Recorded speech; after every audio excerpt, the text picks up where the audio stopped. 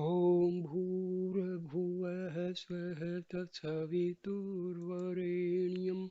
भर्गो देवस्य धीमहि धियो यो नः प्रचोदयात् ॐ शान्ति शान्ति शान्ति Om Sai Ram, dear brothers and sisters, Sai Bhaktas. My last video I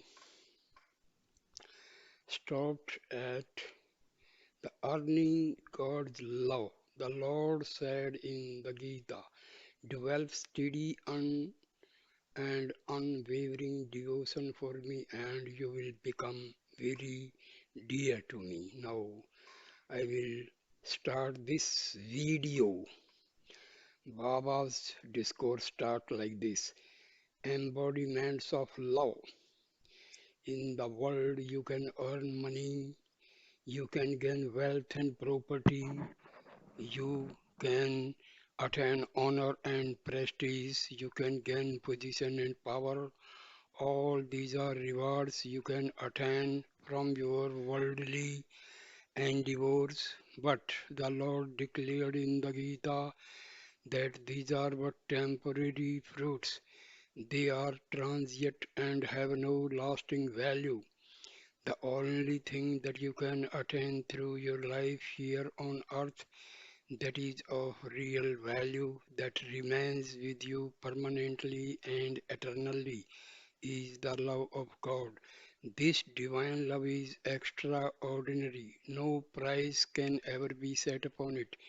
It is a treasure that is valuable beyond all measure. You must make every effort to discover the means for acquiring this precious love of God. The love of God.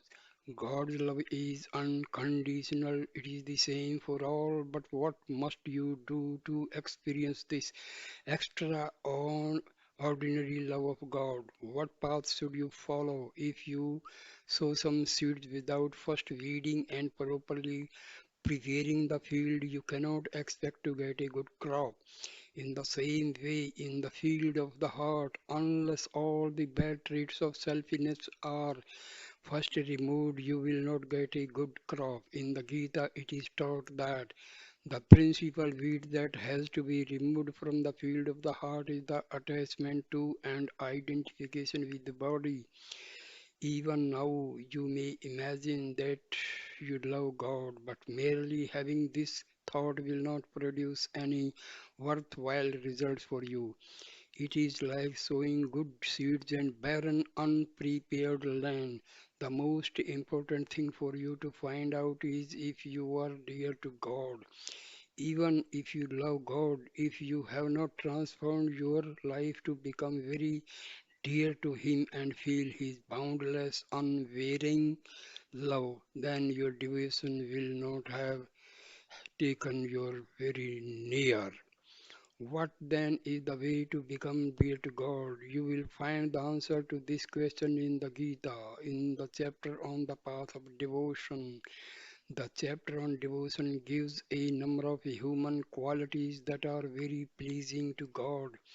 It speaks of being resolute and being making a firm commitment to practice only the spiritual teachings in your daily life.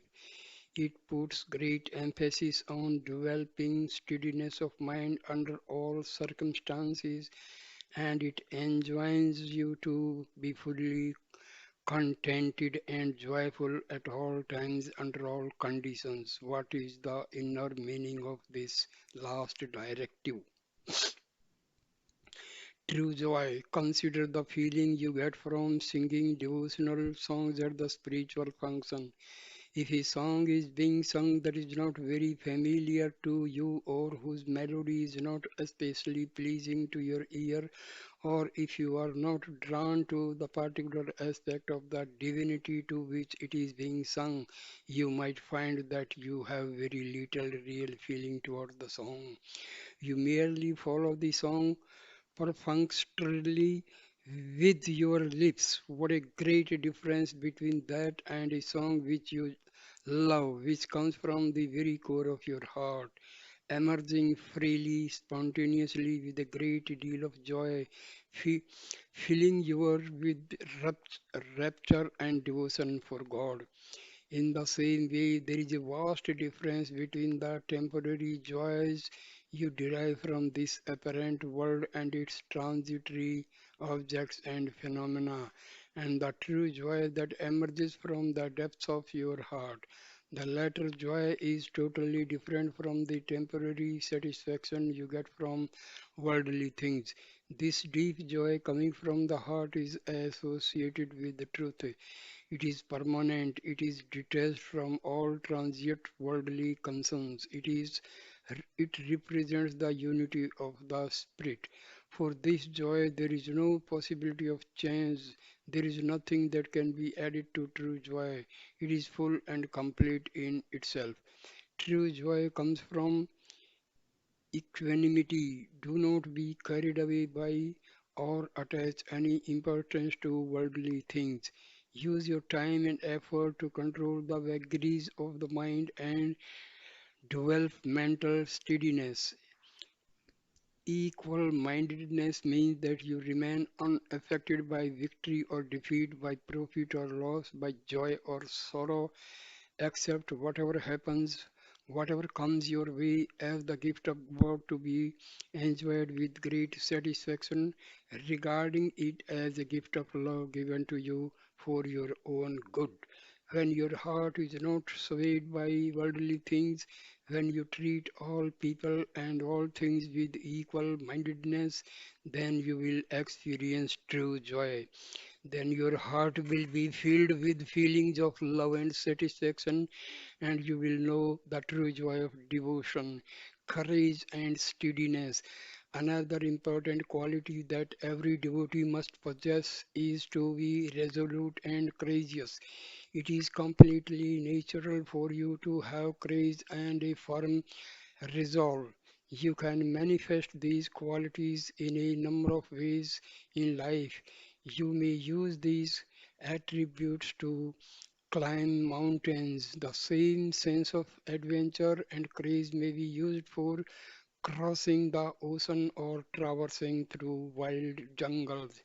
You may also behave in a courageous and resolute manner in earning wealth, acquiring properties, and making a profit. Or you may be brave and courageous but manifest these qualities in a merciless manner.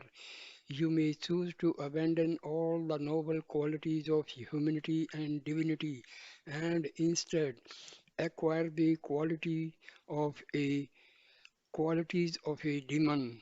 This firmness and resolve may be used either for good or for bad. How you use these good God qualities depends upon you. Earlier in life, Earlier in his life, the great sage Valmiki was Ratnakar, the despicable robber. At the time, he was using all his courage, prowess, and firmness in an evil way. Thanks to his association with the seven sages and listening to their teachings, advising him to constantly repeat the name of God, he was able to transform his life and use his strong determination and powers for the good of mankind. Soon he had the name of Rama constantly on his tongue. That is how he became the author of the Ramayana, the great epic recounting the life of Rama. Therefore, you should not use your steadiness and firmness in doing bad things or even for ordinary worldly things. Instead, use your courage and resolve to acquire the grace of God. Worship of God with and without a form. In the chapter on devotion, Krishna expounds on the worship of God both with and without a form. The Gita compares these two modes of worship and points out which is better, which is easier and safer for devotees at each stage of their spiritual progress. The Gita declares that it is impossible to realize the formless and attributeless divine principle except by going through the stage of worshipping God with form form and attributes. As long as you have attachment to your body and remain steeped in body consciousness, you will not be able to understand and reach the formless aspect of the Supreme. You attain the necessary qualifications to worship the formless only after you have overcome your attachment to the body, your attachment to the world, and all your other attachments. Therefore, as long as you identify yourself with the body and think that you have a particular form, then you must also visualize God with a form. So, you start your spiritual journey by worshipping God in a particular incarnation, having certain recognizable divine qualities. Gradually, after following this path for some time, you can change your practice to worshipping the formless aspect of the Supreme. In truth, the whole world is the form of God. Everything you see everywhere is the form of God. But to begin with, you focus on a particular form of God, one of the avatars or incarnations of God. These divine incarnations are associated with the physical universe. Corresponding to these physical forms, there are the subtle forms of the Lord, which are in the mental or the subtle aspect of the universe. The physical and mental domains have to do with the senses and the minds. Transcending both the senses and the mind is the causal universe. This causal universe is made up of the subtlest manifestation of matter, containing in potential form the seeds of all names and forms. This causal aspect is experienced every night in deep sleep. Here, the formless aspect of the Lord can be experienced. During the waking state, the effect of the mind and the senses will be very strong because they are associated with the phenomenal world. During the dream state associated with the subtle world, the senses will not hold sway over you, but the mind will be very active. In the deep sleep state associated with the causal world, the mind gets dissolved and does not comprehend the sense impressions. It is only in such a state when the mind and the senses are totally inactive that is possible to experience the formless aspect of the divinity. But this can be experienced even in the waking state when the mind becomes perfectly steady and equanimous and the senses are maintained tranquil and inactive. Then you enter the causal state while awake and experience the formless aspect of divinity. Many devotees both base their spiritual experiences only on God manifest in name and form. The form and the formless are both essential for a devotee. It is like having two legs for walking or having two wings to fly. To reach the final spiritual goal, you must have the two legs of form and formless, putting one in front of the other, with the one leg representing form taking its spot from the other, which is the formless. It is important to realize that the manifestation of the Lord with form is only transient, whereas the formless aspect of the divinity is permanent. It is ever present and unchanging. Here is a small example to illustrate this principle. Only the formless is the permanent aspect of the Lord. When you come to hear Baba give a spiritual discourse, you will be with about 1,000 others seated in the temple. This will be happening in the physical domain and may last for 1 to 2 hours. Associated with this experience is a given time and activity. But this very same experience can be re-experienced even after you go home. Whenever you want to think of it, it will be there in your mind. 1,000 people seated in the temple and Sai Baba giving the discourse. In the external vision and in your experience in the waking state, you can see that all of you are sitting in the temple. What happens when you are back in your home? You find this temple will be in your heart and can be recalled to your mind at any time. You were there for 1 hour, but this can become a permanent experience for you forever. even after you leave the ashram. Having initially had the physical experience in the phenomenal world, it becomes a permanent record in the subtle universe of the mind, which can then be recalled at some later time. As you repeatedly recollect this experience and ruminate on Baba's teachings, its message becomes permanently embedded in your heart. Without first having had the actual experience in the hall, there would have been no permanent impression in your heart, which you could later re experience in your mind. Once the impression has been made in the mind, there is no need for actually being physically present in the temple or seeing Baba's physical form. In the same way, once you have experienced God in form, you will certainly be able to get the experience of the formless God later on. The form is momentary, whereas the formless is eternal. But the formless will live on as a permanent entity for you only after being having experienced the divine form and imprinted it on your heart through worship and devotion. Consider another example. Suppose you want to teach the word chair to a small child. If you merely utter the word chair, it does not become clear to him what its form is. However, you can show him a chair like this and ask him to look it over carefully. While he is doing this, you repeat the word chair. Then later on, whenever he sees a chair, he will remember the word associated with the form you have shown him, and he will repeat to himself chair, the form of the particular chair you used to teach him. The meaning of the word may be impermanent. That chair will change, but the word chair and the type of objects it represents will remain. Unless he sees the impermanent form, he will not learn the permanent word chair. The permanent element is understood through the impermanent one. Therefore, though divinity is formless, you first have to associate it with a particular form to understand it. Steady your mind by worshipping the divinity with form. To start with, many people do not even have a firm faith in the existence of God. Most of the time, their mind will be wavering and they will ask themselves, does God really exist? Is it really true that there is a God? An iron resolve is most essential to cultivate constant faith in God. You can travel from an unsteady mind to a steady mind with firm faith only through the process of worshipping the divinity with form.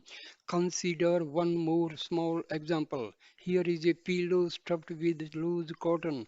What covers this pillow? A piece of cloth. What is the content of this cloth? Cotton. So externally you have a piece of cloth and internally there is the cotton. But in fact the internal and the external are both cotton. The formless cotton has taken the form of thread and this thread has become cloth and this cloth is covering the formless cotton. Cloth is form and raw cotton is formless. From the formless to the form and then from the form to the formless. These are the transformations that make up divinity. To have a pillow, you cannot use the formless cotton alone.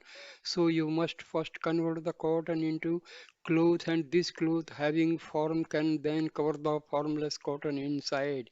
In the same way, the divinity in the form and in its formless aspect are exactly the same. Both are essential through the impermanent form you become aware of the permanent formless while you still identify yourself in the terms of body consciousness and feel that who you are is related to your body. It will be impossible for you to give up the aspect of form. As your mind becomes steady, rooted in faith, and you move beyond body consciousness, you will be able to experience the permanent formless aspect of divinity. Worshipping the formless God in your heart. Traditionally, in the worship of the God with form, you may become engaged in many types of ritual worship. You may offer flowers to the Lord, you may bathe Bathe his statue with holy water. You may burn incense or use forms of worship. These will give you some satisfaction. Worshipping the Lord's form externally with various sacred articles yield satisfaction, but once you establish God inside your heart, then you will worship Him through the flowers of your heart. After body consciousness and the delusion associated with it is destroyed, then the divinity that you previously worshipped externally in the form with the flowers and various articles of external worship will now become established in its formless aspect in the depths of your heart, and you will want to worship it with the sweet flowers of your feelings. This will bring true unchanging joy.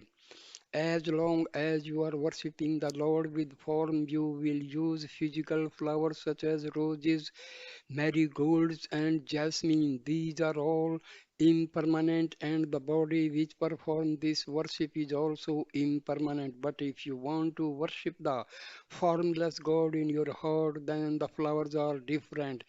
Those flowers will be permanent. Those flowers are the noble qualities that you develop in your heart and offer to the Lord. They are the flowers of non-violence, of sense restraint, of truth, the patience and forbearance, of perseverance, of love and compassion, of charity and sacrifice. All these flowers are meant for inner worship. To elevate yourself to the worship of the formless principle, you will have to develop these flowers of the heart and use them in your worship. Then you will experience the ineffable and unchanging joy of the Spirit and enter the path that takes you home to your divine source, inner peace and contentment. In the 12th chapter of the Gita, Krishna taught the essential characteristics that a true devotee should possess. These are the qualities which you have to develop if you want to be loved by God. To begin with, if you want to be a devotee of God, you have to develop inner peace and a firm resolve. You should always be contented. You should never give room to worry and allow any pain to enter and disturb your heart. The great devotional scripture called the Bhagavatam gives the example of Prahlada as the ideal devotee who possessed all these qualities. When the demons were troubling Prahlada, who himself was the son of the Lord of the demons, Prahlada never allowed any pain to trouble his heart, no matter what trials and difficulties he was passing through. He just kept on repeating the name of the Lord, taking shelter in him as he his protector and savior. He never shed one tear in the midst of all these troubles. Therefore, Prahlada has been described as the one who was fully established in union with the Lord. Even though he was living in the phenomenal world and had a form, he did not allow any desires or attachments to enter his heart. Love all. For a true devotee, there should be no evil traits such as hatred, jealousy, anger, or greed. These are the main obstacles to devotion which enter your being. You must develop a sense of unity with everyone. If you develop hatred towards anyone, you will be hating the very Lord whom you worship. It is because of your inflated ego that you take action against another, in the course of which hatred, jealousy, and anger arise. Therefore, the primary warning given in the Gita says, show no hatred towards anything without uprooting the weeds from the field and preparing it for cultivation. The seeds will not yield a good crop. In the same way, without removing the weed of ego from within your heart, all attempts at spiritual practice will be useless. The most important thing to be learned from the path of devotion is that you should not only love God, but you should also love all beings, treating everyone as God, worshiping worshipping God while harming others cannot be called devotion. It only reveals the depths of one's ignorance. Such people will never progress on the spiritual path. In the days to come, you will learn the ways that you can develop your faith and through your good actions sanctify your life. It is by developing these desirable qualities and practicing them in your daily life that you will call for the love and grace of the Lord. Inner inquiry, the path of wisdom. Meditation is the steady, uninterrupted practice of contemplating God. This is the principal spiritual activity taught in the Gita. Thinking of God now and then cannot be called meditation. Meditation is thinking of God at all times, under all circumstances. It is a continuous, unceasing process.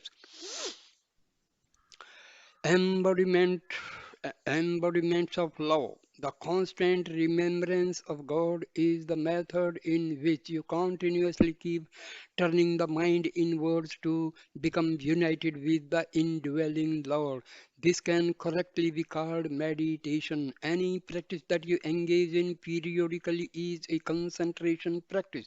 Such a practice will usually focus on a chosen object and be associated with a particular place and time. True meditation, on the other hand, goes on continuously. It is completely free of all objects and phenomena and completely transcends the element of place and time.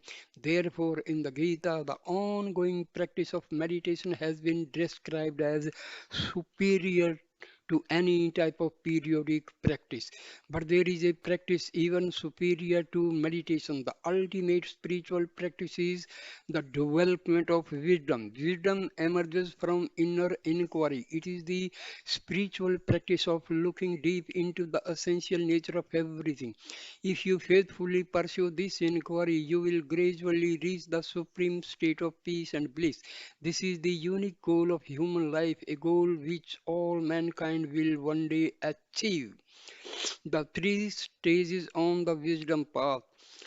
To reach the state of abiding inner peace, you begin by inquiring into the very heart of everything. This is the process of inner inquiry. First stage on the wisdom path, then you must make use of the deep insights you have gained by applying the spiritual teaching to every detail of your daily life. This is the second stage. If you continue with this practice unfailingly, then in time you will reach the goal of God realization and enjoy unending bliss. This is the third and final stage on the wisdom path. You can compare the first stage to the period of life when you are a student. As a student and spiritual seeker, you are most active in acquiring knowledge. When you are in the stage, you inquire into the principle which underlies everything in the universe. You try to understand the deeper meaning of the great wisdom sayings, such as that thou art. Here, that refers to the eternal divine principle we call God, and thou refers to the immortal life, self, which is the one true reality of everyone. In this first stage, you try to understand this saying, which states that the highest self and God are one and the same, and you look for this oneness in the core of everything. So you start off by seeking the unity underlying everything in existence. Then, having become aware of it, you live your life by applying this great truth to all your daily activities. This second stage can be compared to the period of life when you are employed and busy in your profession. If you have not pursued your education and earned good qualifications, you will not be able to find an appropriate position. Therefore, in the first stage, you acquire a good education and develop your knowledge so that in the next stage, you can put that education into practice and use it to do your life's work. The third stage can be likened to the later period of life when you are retired and become a pensioner. You receive a pension only after you have completed your working career. You start your career and gain employment in the first place only after you have successfully completed your education and acquired qualification.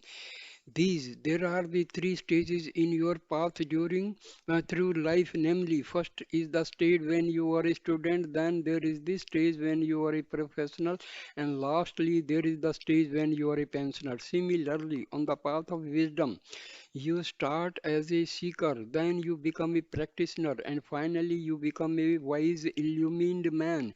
In this final stage, you enjoy a complete peace of mind and realize the unity of all the creation.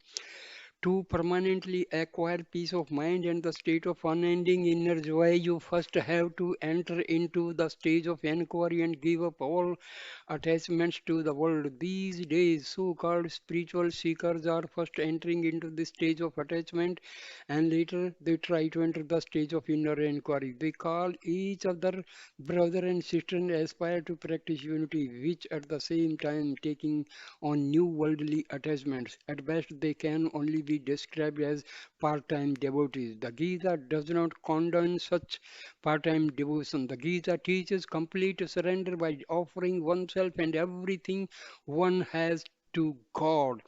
God is the master of time. In order to experience the principle of complete surrender, you need to become aware of time and how it exercises total power over all that is changing and yet how it is utterly powerless over the unchanging divinity, which is its master. God is not subject to time. He not only is not under the spell of time, but he keeps time under his control. The one who is bound by time is man. The one who transcends time is God. The one who is mortal is man. The one who is immortal is God. Only when you take shelter in divinity will you be able to transcend this element of time. Time consumes man, whereas God consumes time itself. It is time which is responsible for man's progress or man's decline, for the promotion of his good or his fall into evil, for his earning merit or storing demerit. Therefore, in the ancient scriptures, we find this prayer: O God, you are the very embodiment of time. Please help me to sanctify my life and spend all my time in remembrance of you so that I may safely reach your lotus feet. The entire world is inextricably enmeshed in the grip of time. It is not possible to fight against this element of time. Time does not wait for anyone. You are bound by time. Time is not bound by you. Time can be compared to a great flowing river. All living beings are washed away by this flow of time. If you are washed away by a flood, you cannot take protection and shelter in someone or something which is also being washed away. You, as well as the people and objects in which you try to find security, are all being washed away by the flood of time. If you seek to gain protection from something that is itself being washed away, it is like a blind person following another blind person. In the end, they both get lost. But if you were to be helped by someone who is standing securely on the bank, you would surely be saved. The one on the bank who is not caught up in the flood of time is God. If you take refuge in God, you will be able to free yourself from all the troubles and problems associated with time. God has proclaimed the principle of surrender and emphasized its importance by telling man, "O man, you are being washed away by the flood of time. The only one who can shelter you is myself. Take refuge in me, and I will save you." When you obey this divine command and offer yourself, your wealth, your property, your entire family at the Lord's feet and surrender yourself completely, then you will surely be saved. The veil of illusion. At first, it is difficult to experience this principle of surrender because there is a very big veil between you and God. Due to this veil, you are easily subject to doubt and confusion, and then you feel yourself unable to surrender completely. This veil is illusion. What is the meaning of illusion? Illusion refers to that which does not exist. When you are under the spell of illusion, you imagine that which does not really exist to exist, and you imagine that which really exists to not exist. What never changes really exists and is true. What changes does not really exist and is not true. The one thing which always exists, which is true and unchanging, is God, the one without a second. The world then thought to be devoid of God, which be seen as constantly changing. Since it is changing, it cannot be true and therefore cannot really exist. But in this, you are not seeing the world correctly. When you are under the spell of illusion, you see the world as separate from God. You do not see the divinity as the principle underlying everything in the world, and as a result, you become afraid and find it impossible to surrender yourself completely. It is like seeing a rope and thinking that it is a snake, but there is no snake there at all. You are subjected to fear and tension by imagining that there is a snake where there really is no snake at all. What is the reason for this fear? Imagining things which really do not exist as existing is the cause of fear. This feeling is responsible for all your troubles. If you were to see all this in your awareness, you would find that there is only a rope. There is no snake. Then you would have no fear whatsoever. You would not be afraid to reach out to it, to hold it, and to play with it, because you would really that all there is only rope. You are subject to many sorrows because you forget the fact that the entire world is the embodiment of God. It is not just the world as you think it is. You see the world only from the phenomenal point of view. You are not looking at it through the eyes of inquiry. If you were to look at the world correctly, you would realize that it is a stream of continuous change. This ongoing, uninterrupted flow of change is the basic characteristics of the phenomenal world. But within and governing that flow of change is the one divine principle which is forever unchanging. It can be likened to a river. The water in the river will flow continuously and give rise to the apparent effect of a steady stream flowing without end. But at any given period of time and at any particular place along the river, the particles of water rushing by will all the different. Some will be muddy, some will contain rocks, some will be foamy, some will be pure water. Although the flow is continuous, the exact makeup of the time is constantly changing. We see that the river is a combination of both changing and unchanging elements. In a similar way, beings which are the expressions of life are born and die, although they come and they go. There is a continuity of life in the world. Life which goes on continuously can be considered to be truth, whereas living beings which are born and die and are constantly changing represent untruth. Therefore, the changing expressions of life are untrue, but life itself, which is a steady stream whose essence is the divinity, is true. The world as a river of truth and untruth. That is why the world has been likened to a river where reality has become associated with unreality or change. You can consider it a stream of changing truth, truth which is qualified and not fully true.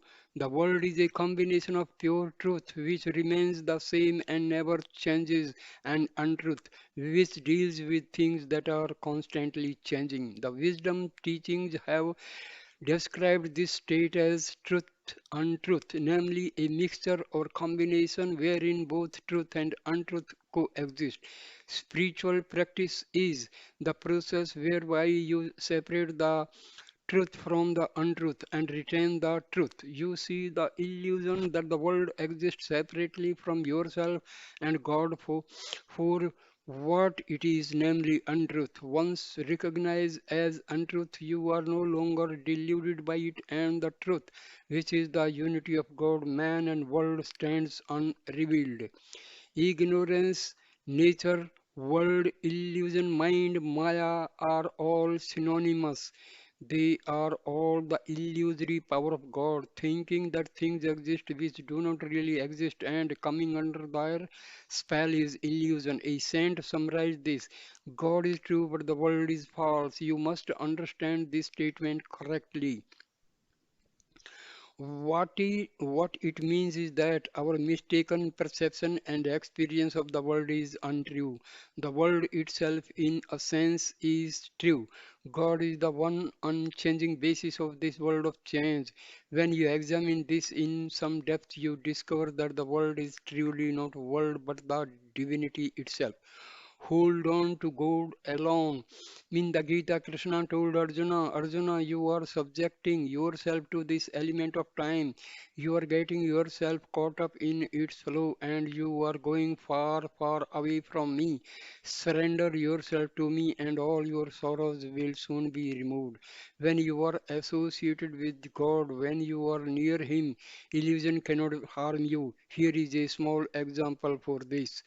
In the expensive homes of the wealthy, there will often be a watchdog guarding the gate to keep people out. This dog is not like a street dog. It has been brought up by its owners with great affection and has been carefully trained.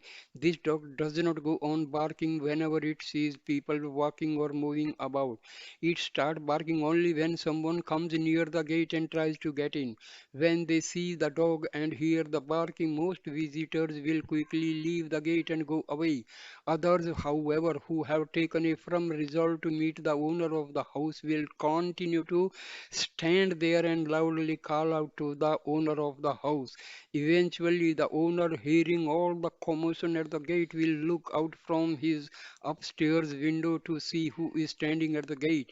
Once the owner recognizes the person waiting there to be his friend, he will come down, go to the gate, let his friend in, and take him upstairs into the house. When this apparent stranger who had been waiting at the gate turns out to be a friend of the master of the house and goes with him, the dog will no longer bark at him or try to harm him. The dog now knows that this person is being allowed in by the owner himself. Illusion can be compared to this dog. It guards the gate of the liberation and bliss. If a person comes who is not a friend of the master of the house, if he has nothing to do there but insist on coming in through the gate, the dog will catch hold of him. Fearing the consequences of being accosted by the dog, most people will run away. In a similar fashion, most people, as soon as they experience some difficulties on the spiritual path, will choose to turn away instead of persisting on their quest, undaunted by difficulties, and so they do not reach their goal and thus continue to be buffeted by the spell of illusion. But a real devotee, who in this example is the person with a strong determination to reach the owner of the house, does not mind the dog at all. He remains at the gate and attracts the attention of the master and stays there until the master comes out. To such a persistent one waiting at the gate, even the barking of the dog, even the pain caused by illusion is helpful because the pain draws the attention and compassion of the master inside. The master turns his gaze on the devotee, recognizes him, and takes him into the house. Therefore, only the one with courage and strong, resolute nature who has decided to remain there no matter how ferociously the dog is barking will get to see the master and be able to enter this palace of ultimate peace. Conquer your senses. The five senses and the senses objects we perceive with them represent this dog of illusion, which will distract you and keep you from reaching God. It is for this reason that Krishna told Arjuna, Arjuna, you are attached to or so many sense objects, therefore you are ruffled by events. You have not been able to control your senses and you have not been able to develop concentration. Therefore, you have not been able to establish the divinity in your heart. Continue to cultivate your practice of constantly turning your mind back to God dwelling in your heart. Then you will gain concentration concentration of mind. Only when you have concentration of mind will you be able to fully surrender to God at all times and in all places. Always think of God. Whatever work you are doing, think of God. Remember God with love. Remember God with faith.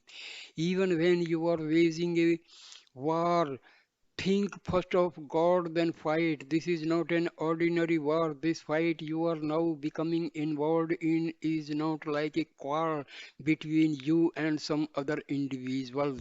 What you are fighting most of all is your own weakness, your bad habits, all your limitations and frailties. With warm thoughts of love for the divinity dwelling in your heart, wage this inner war and win. Remember, you are not just fighting a war against others, you are fighting your own inner sense organs. So do not quit until you have achieved victory, until you have conquered your senses and fully mastered them. In an early age, Prahlada also spoke of this inner fight to his father, the powerful demon king. He said, Father, you have won many wars and have gained lordship over numerous worlds, but you have not been able to win a victory over your own senses. By winning all the worlds outside, you have become a powerful king, but only when you can control your own senses will you be king of the whole universe. If you keep being defeated by your own inner senses, how can you ever win a lasting victory against your enemies outside? When you win over your inner enemies, you can easily win over the external ones also. When when is this possible? Only when you surrender yourself completely to the divinity. You say, my objects, myself, my people. As long as you have such feelings, it will not be possible for you to surrender. These are all attachments associated with the physical realm. You will have to gain mastery over not only the physical but over the mental realm as well. Finally, you will have to gain entry into the spiritual realm. Once you have faith, fully surrender yourself and enter the spiritual realm, everything will be taken care of automatically and you will no longer be bothered by any burdens and cares. Give your burden to God. When you take a train journey, upon reaching the railway station, you have to transport your luggage via a porter or by one means or another. If there is no one to help you, you have to carry the luggage yourself. But once you enter the train, you can put the luggage down anywhere you like. Then you can relax and there is no further bother with the luggage. The train will carry you and your luggage nevertheless. There are some fools who will sit in the train and carry their luggage on their heads. Those are the ones who have been blessed with God's grace but still doubt and continue to follow their own independent will. They have not surrendered fully. Once you surrender yourself fully to the Lord and offer everything to that that is to be done as well as when it is to be done and how it is to be done at the Lord's feet. He will take care of everything. To achieve this level of surrender, there can be no trace of ego left. There should be no sense of yourself remaining. This has been shown in a particular clear manner in the Ramayana by Lakshmana, the brother of Rama. Let us pick up the story when Rama, Sita, and Lakshmana, during their exile in the forest, were moving through a mountainous area. As is the Lord's nature, he always loves to carry on some playful sport. He is the perfect actor. He never has any sorrow or pain whatsoever, but sometimes he will act as though he has these feelings. Whenever God comes down in human form, he acts this way in order to conduct himself in a natural way as man. The human form is taken on by him so that he can easily accessible to people. On that particular day, Rama, the incarnation of God, acted as though he was very tired.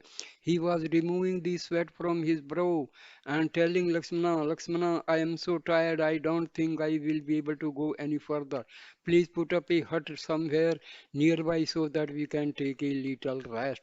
Lakshmana asked Rama, brother, where shall we have this cottage? Rama said, you can decide for yourself Which place will be most appropriate and then put it up. Lakshmana responded, Rama, Rama, what have I done? What is my error? What sins have I committed to hear these words? Please let me know why you have spoken to me like this. Now Rama knew the mind of Lakshmana, and so he knew why Lakshmana was saying this. But in order to help Sita understand the level of Lakshmana's surrender, Rama said, Lakshmana, please tell me what is troubling you. What have I said that has made you feel so much pain? Lakshmana replied, I have given up everything. I have given up wife, mother, father, kingdom, everything. I have come along with you feeling that you are the father, that Sita is the mother, and that wherever you are in your beautiful capital city of Ayodhya, I have come only to implement your will. I have given up my own individual will, and now you ask me to construct a hut and choose the place in which to build it.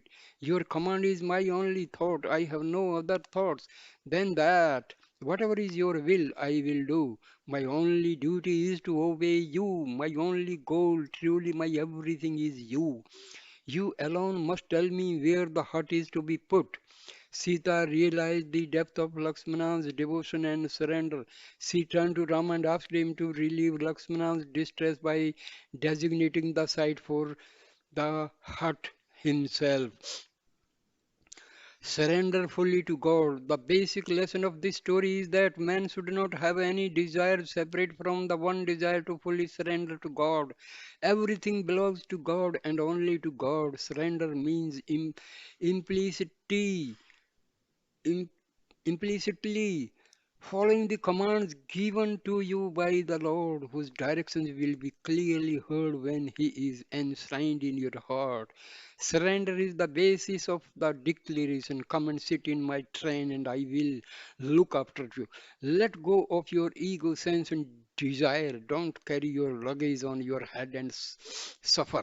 In this context, Krishna taught surrender as the highest and most important stage of devotion. Once you have surrendered yourself fully to the Lord, you will gain His grace. Wherever you are, be it in a town, in a village, in a forest, or in the sky, I'll be your refuge. Come and surrender to me. That is the command of the Lord, and that is also His promise. Once you are His, He will shelter you and protect you from all harm. But surrender does not mean giving up your discriminating faculty. You must discern what are desires and what is truly divine, and surrender all your worldly desires, offering them to the divine. Make yourself, make your every effort to discover the right way to surrender yourself and thereby sanctify your life and reach the goal. Find God in your own heart. The Lord stated in the Gita, only when you renounce all selfishness and attachment, only when you treat joy and sorrow with an equal mind and practice forbearance in all circumstances, will you become my devotee and very dear to me. Embodiments of love, to have an equal mind, to be free of attachments and concern for yourself and your family is difficult for ordinary spiritual seekers, particularly for householders. Such equanimity of mind and detachment is almost impossible. They are able to worship God through the various types of spiritual practices which have been prescribed in the scriptures. But for them to destroy their ego and remove all sense of I-ness and myness would be very difficult. What is this so? Why is that so? It is difficult to eliminate the ego as long as you differentiate your own will from the command and will of the Lord. You have doubts and are unable to surrender because you see others and the world as separate from God. It is only when you recognize that God is dwelling in all people everywhere in the form of an ever luminous light shining in the temple of their hearts that you will be able to eliminate your egoism and surrender fully to God. Once you recognize the all-pervasive unity of the Lord, you will have no difficulty following Him. Know that the self-effulgent flame of God's presence, which resides in all people, also resides in you. The one who protects all people is an integral part of your own form. The indwelling God. From time immemorial, the inquiry has been going on whether or not God exists. Once you have convinced yourself that He exists, the next step is to find the way to reach Him. Just as was true in ancient times, this problem of how and where to find God has become a perplexing question for mankind today. To solve this problem, numerous sages made a determined effort to use all their skills and penance to find the solution. These sages revealed where they searched and how they came to know about the existence of the effulgent Lord. They declared to the world at large, O citizens, we have been able to perceive the transcendental principle which exists beyond this visible and created world. It will not be found in the external world or in outer space, but only within your own inner self. It is there in your inner vision, within your soul, in the sacred heart, inside your deepest self. It is there that the blissful Lord resides. This was their great discovery that God dwells within the body itself. God is the imperishable one who lies within the imperishable body. The body is inert, it does not know itself. In the Gita, God has been called the knower of the body and the one who gives consciousness to the body. To penetrate through the veils of ignorance that hide your truth, you must make a determined effort to discover the immortal Lord residing resp- resplendently in your mortal body. Not only must you find the Lord installed in your own heart and the bodies of other creatures, but you must also find Him installed in every object, in everything. He is the indweller of all the five elements: space, air, fire, water, and earth. He is the very basis of creation. To find a diamond, you must dig deep within the earth. You will not find it hanging outside on a tree.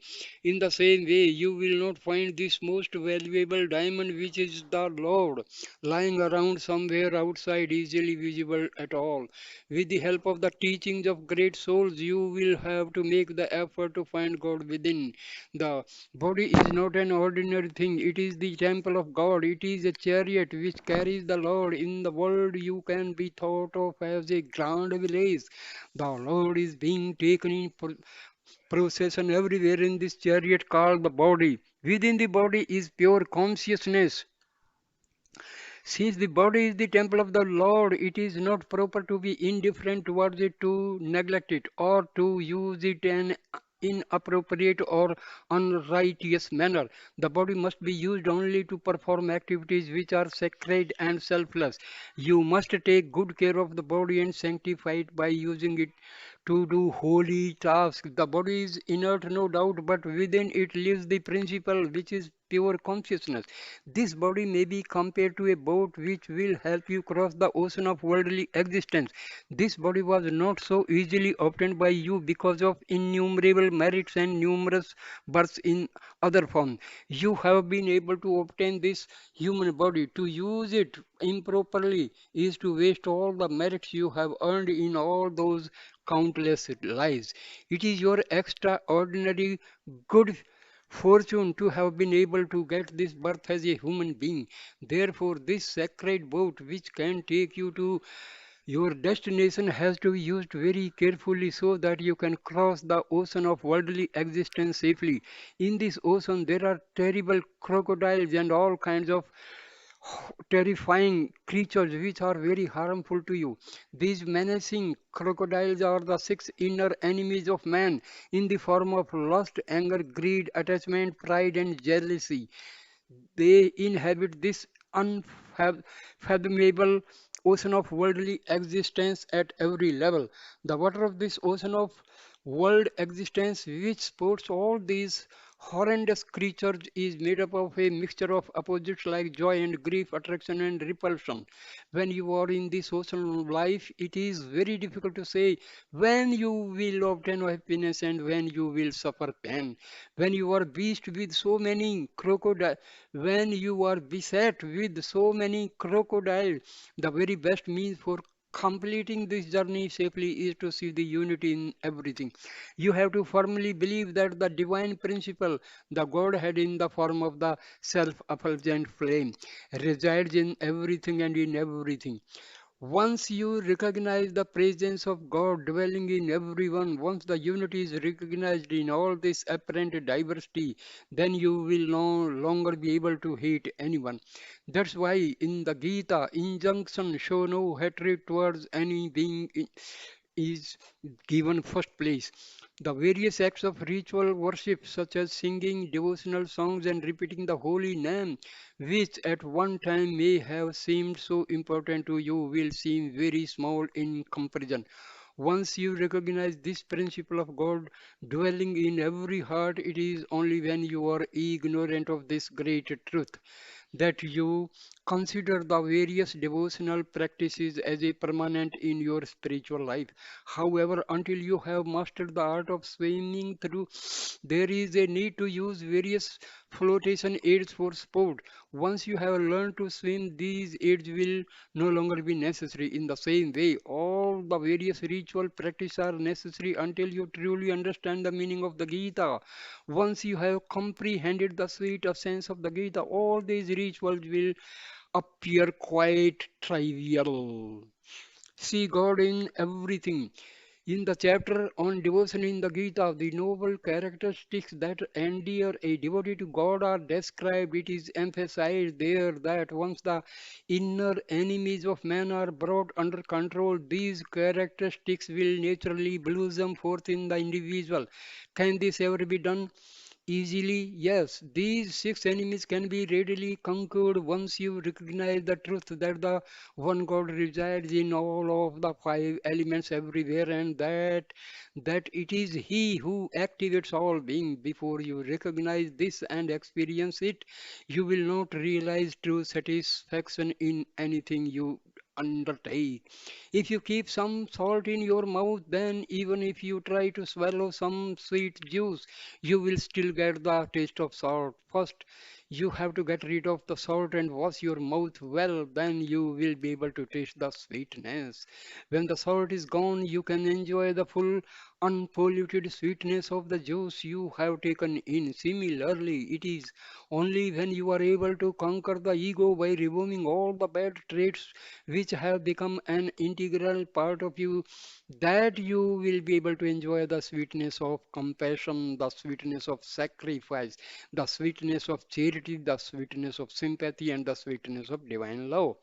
To begin with, try to understand what true devotion really means. Devotion means an all absorbing love for God. When you develop devotion and turn all your love towards God, everything that is necessary will be added unto you. You will develop the capacity to sacrifice yourself.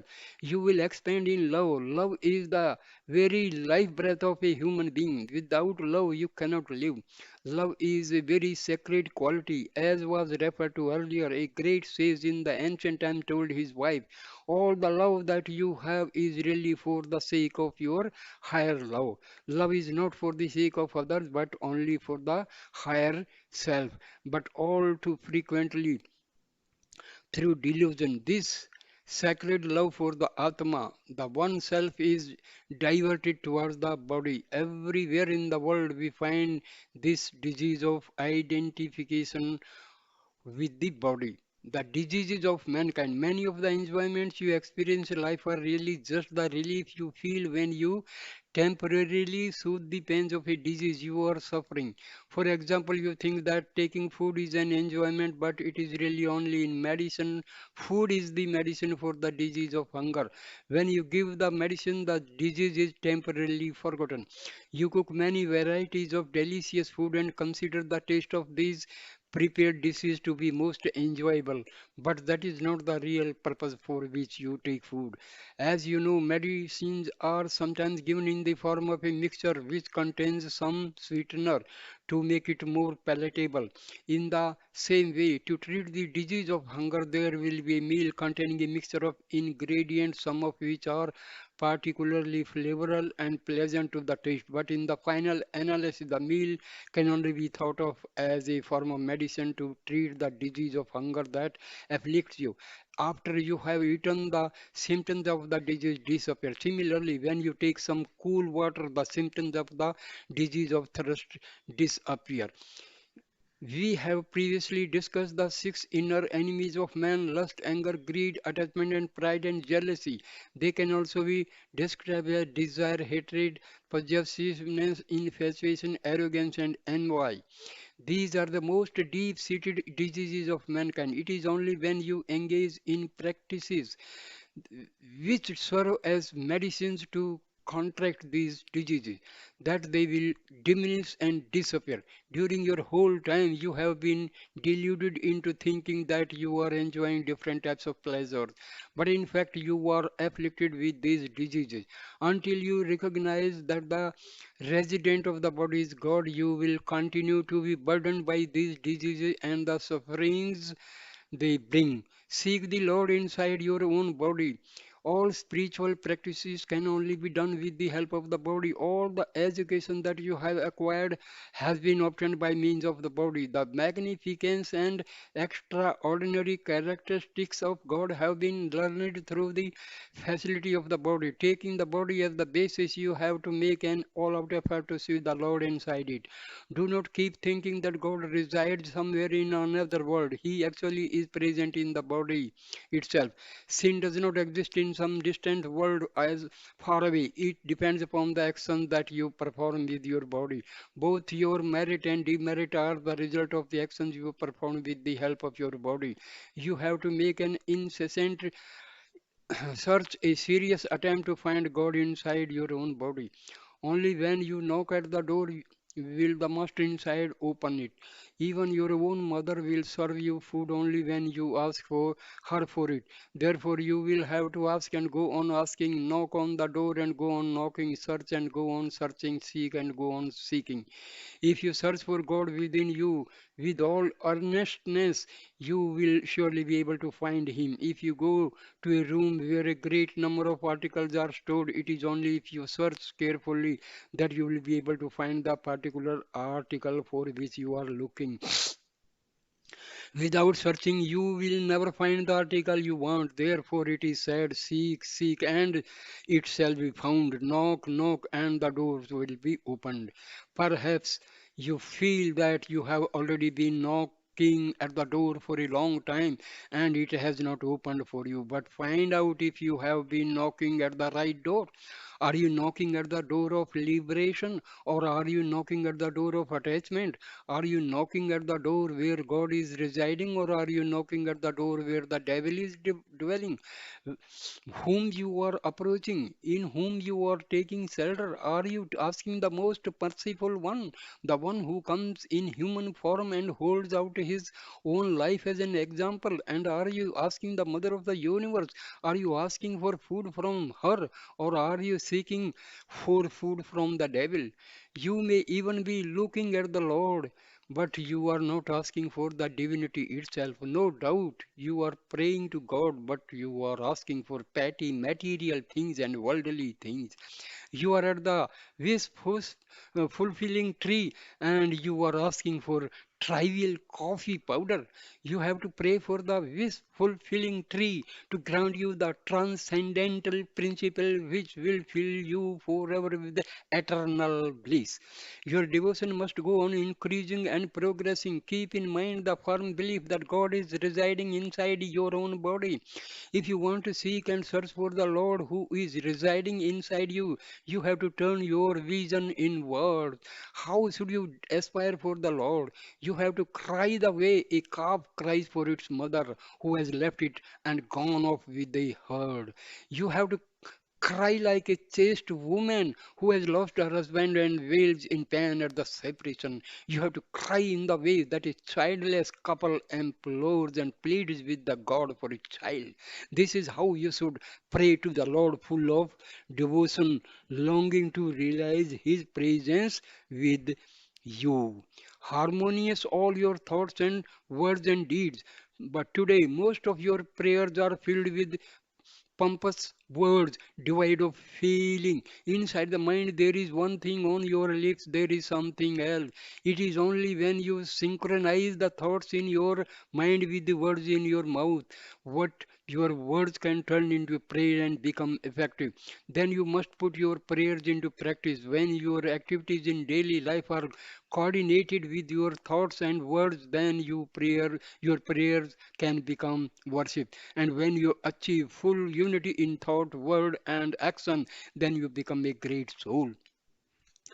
You have to examine yourself to see whether you are following this path of harmony in thought and word and deed. When you examine yourself honestly, you may find that most of the time these three, thought, word, and deed, will be going off in three different directions without any unity between them. When thoughts are different, words are different, and actions are different, you have the characteristics of a demon, not of a saint. Such disharmony will not benefit you nor endear you to the Lord. Thank you, my Sai brothers and sister, for patiently watching and hearing this video. Thank you so much. Jai Sai Ram. Thank you. Thank you. Please